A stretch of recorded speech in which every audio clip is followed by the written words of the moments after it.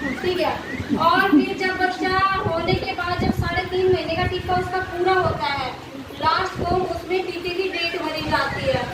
दूसरा, जब मान लो कोई भी है उसको दूसरा बच्चा पैदा होता है, अगर वो बच्चा लड़का होता है तो सीएससी सेंटर वाले करते हैं, अगर वही बच्चा लड़की होती है तो हम ही ऑनलाइन करेंगे उसको। ठीक है।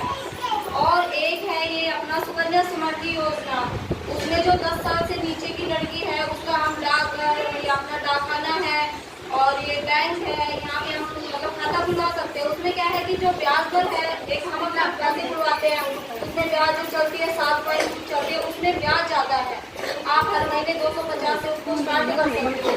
जब तक लड़की 21 साल की होगी उसके हिसाब से वो ब्याज दर उठता चला जाएगा। अब वो आपके ऊपर है, आप 250 से शुरू करो, 1000 से करो, जितना ज़्यादा करोगे।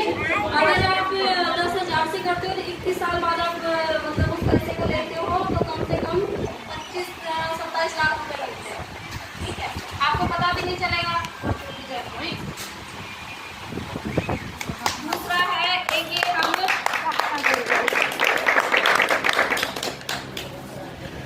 दूसरा जो हम ये अपने बीपीएल पे पहले तो जो एससी कास्ट होती है, ठीक है, उसमें एक फॉर्म भरा जाता है, आपकी बेटी हमारी बेटी।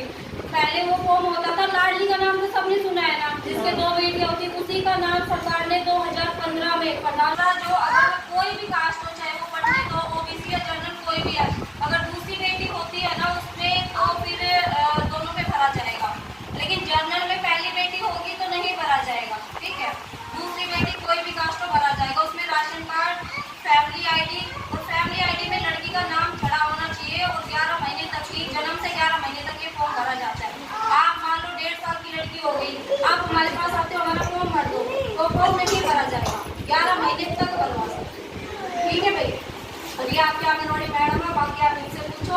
हर महीने की 8 तारीख, 15 तारीख और 22 तारीख को आंगनबाड़ी सेंटर में मीटिंग होती है।